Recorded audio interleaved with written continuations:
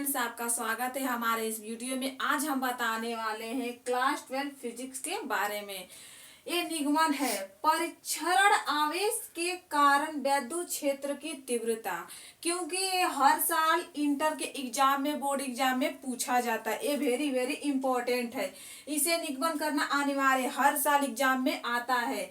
तो दिया क्या है, Q और Q नॉट, इसे नॉट बोलेंगे, Q नॉट बोलेंगे, इसे Q। तो क्या है, माना Q आवेश के क्षेत्र में R दूरी पर एक परिक्षण आवेश Q नॉट रखा है। Q नॉट रखा है, परिक्षण आवेश पर Q नॉट रखा है। Q नॉट आवेश पर विद्युत क्षेत्र की तीव्रता E बराबर F बटा में Q नॉट होता है। क्योंकि ये परिक्षण आवेश के बारे में पूछ रहा है, तो विद्युत क्षेत्र की तीव्रता का होगा E बराबर F बटा में Q नॉट होगा। Q तथा Q नॉट के मध्य लगने वाला वैद्युत बल, ये कूलाम के नियम पर, इस सूत्र को परिक्षण आवेश को निगमन करेंगे कूलाम के नियम पर। तो कूलाम का नियम होता है F बराबर 1/4 एप्सिलॉन नॉट Q1 Q2 बटा में R स्क्वायर होता है। अब यहाँ पे F का मान समीकरण में रखने पर, जो F है समीकरण में रखेंगे, तो हमारा समीकरण यही था। तो करेंगे क्या हम लोग, तो E बराबर F बटा में Q नॉट। तो यहाँ पे E बराबर F बटा में Q नॉट, क्योंकि यही समीकरण, इस समीकरण को यहाँ पे हम लोग रख दिए। अब E बराबर 1/4 एप्सिलॉन नॉट Q नॉट बटा में R स्क्वायर। जहाँ Q1 है वहां हम लोग Q रखे हैं, जहाँ Q2 है वहां पे Q नॉट रखे हैं। E बराबर 1 एप्सिलॉन नॉट Q नॉट बटा में R स्क्वायर गुणे 1/Q नॉट। तो Q नॉट से Q नॉट हमारा कट गया, तो बचा क्या हमारा E बराबर 1/4 एप्सिलॉन नॉट Q बटा में R स्क्वायर। इसका मात्रक होगा न्यूटन प्रति कूलाम। ये हमारा दूसरा टॉपिक रहेगा, आवेशों के निकाय के कारण उत्पन्न होने वैद्युत बल।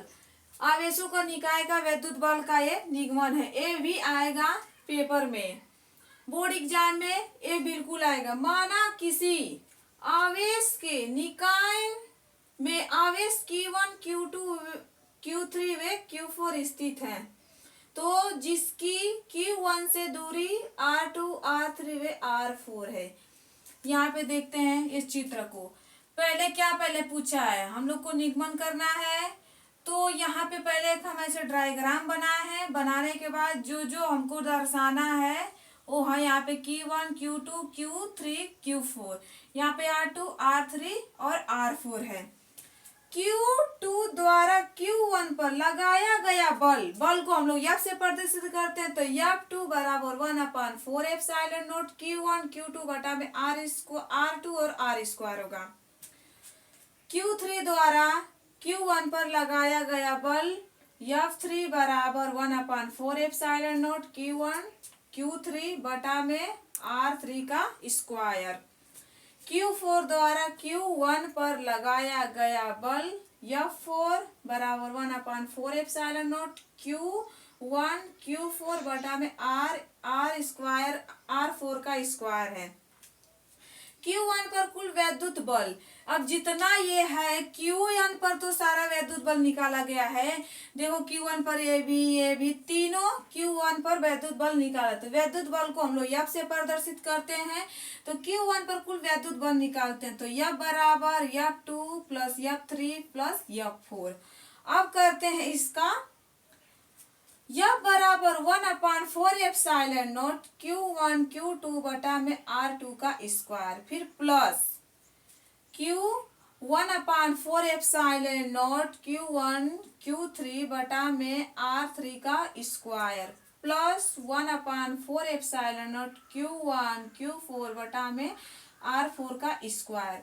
क्योंकि जितना यहाँ पे संख्या दिया है पूरा हम संख्या ले रहे हैं, क्योंकि यहाँ पे हमको निकालना था क्या, वैद्युत बल। तो वैद्युत बल हमारा ये निकल गया, ये भी निकल गया, ये भी निकल गया। F2 plus F3 plus F4 ये निकल गया। अब हमको निकालना है इनका पूरा, तो इसको भी हम लोग पूरा निकाल दिया। अब इसको हम लोग अब निगमन कर देते हैं। तो F बराबर 1/4 एप्सिलॉन नॉट Q1।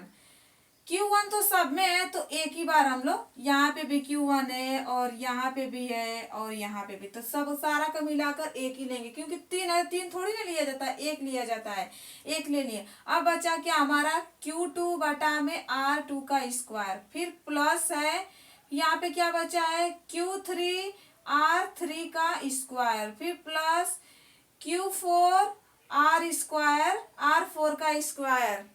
इसका मात्रक होगा न्यूटन। धन्यवाद।